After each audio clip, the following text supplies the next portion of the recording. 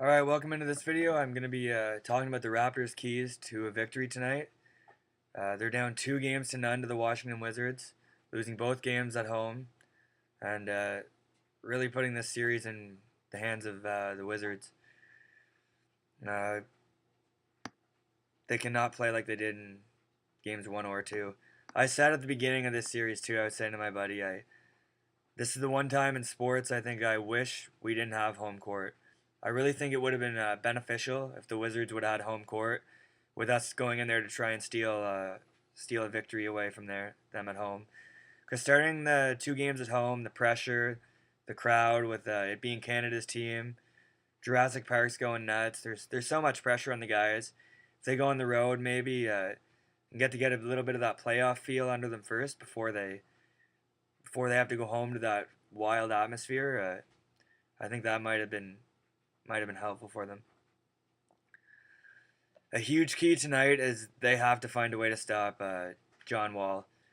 Easier said than done for sure, but the man has had a 26 points, 17 assist game. Like, that's just unacceptable. And you can tell when the guy is dribbling, he's almost dribbling to an area of the court knowing it's going to set someone up to follow him, so he's got a wide open man open for three, or he can dish it to Gortat. Him and Gortat are playing a fucking really good 1-2 game. And I think part of that has to do with the really terrible defense displayed by Jonas Valanciunas in game 1 and 2. He's been nowhere to be seen. Amir Johnson was pretty good in game 1, though. He was the bright side, but Kyle Lowry and DeMar DeRozan have done nothing either in the series.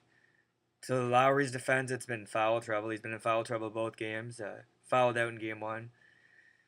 And yeah, I think he's 5 for 20 on the series, Kyle Lowry is, I believe. Because he was 2 for 10 in game 2. Yeah, I think he was 2 for 10 in game 1 and then 3 for 10 in game 2. Like, 5 for 20. He was even... The media caught up with him, though, after to ask him about heading into Washington down 2-0. And he even said, this is his words, going down 3-0 would be very disheartening. One win, that's what we got to focus on. One win, one game, one possession at a time. You got that right. And Patterson also shrugged off some criticism from the outside. Said the team is a focus group within the locker room. He pointed to last year to the run to the playoffs as proof as to why the team needs to worry about each other and not outside opinion. He said, honestly, we could care less what other people say about us, Patterson said. Whether it's fans, whether it's critics, reporters, analysts, it doesn't matter. Had we worried about that, we wouldn't be in the position we are now, especially last year when everyone was doubting us and we were able to turn things around for us. For us, we understand we're pretty much playing with our backs against the wall. Game 3 is basically a game that we have. Plain and simple, black and white, we cannot lose Game 3. So I like this, though. Obviously, the Raptors are showing a little bit of, like, they know they need this game. If you go down 3-0, it's all but over. No sense even watching Game 4. So, yeah, they need to shut down. I don't think Bradley Beal will have as good of a game as he did in Game 2. He scored over 20 points. I don't know if I like... He can score points for sure. He can put the basketball in the hoop. But I don't know if I like him as a secondary option on, like, a championship-type team.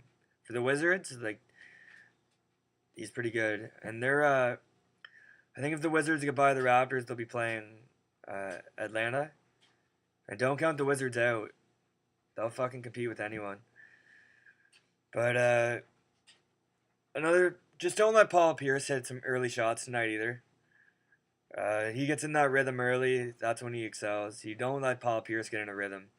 Fucking even if you got to take an early foul or two on him, just don't let it be Lowry taking the foul because we can't afford to have him in foul trouble. And please, could you fucking please play James Johnson a little bit more?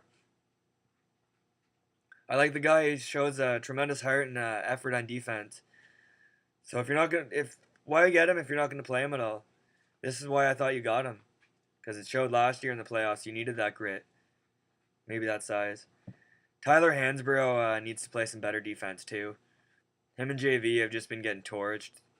Like Kevin Serafine, he's a good basketball player, but he shouldn't be getting 10 to 12 on you a night. Nene too, he's fuck, I think he had 12 or 13 boards in game one. You can't let that happen. A lot of their buckets in game one were off. Like, the Raptors would just give up on the rebounds. They dominated the rebounds. I think they had 61 rebounds in game one. Something like that. It's fucking stupid. Yeah, it's. Uh, the good thing is with the Raptors is Dwayne Casey has been in this scenario before. He as when he was with Dallas, they lost 2 games in a row and they rallied. And he just knows his team's got to show up and play with some urgency, get that victory. They have to execute a game plan tonight too. The problem I have with them is it looks like someone's controlling NBA 2K15. They're literally just dribble, dribble, shoot. Like no setup, no ball movement. The odd screen from JV or Amir, but they need to keep Detroit or Washington guessing more, or else they're going to go down 3-0. I'm not going to be able to watch the game live, but I've got my TV set so I can watch it when I come home. Very pumped for this game. Please, guys, get the win. Get the W. We win this game, I think we can win the series still. But we need this game. Let's go, Raps. We the North.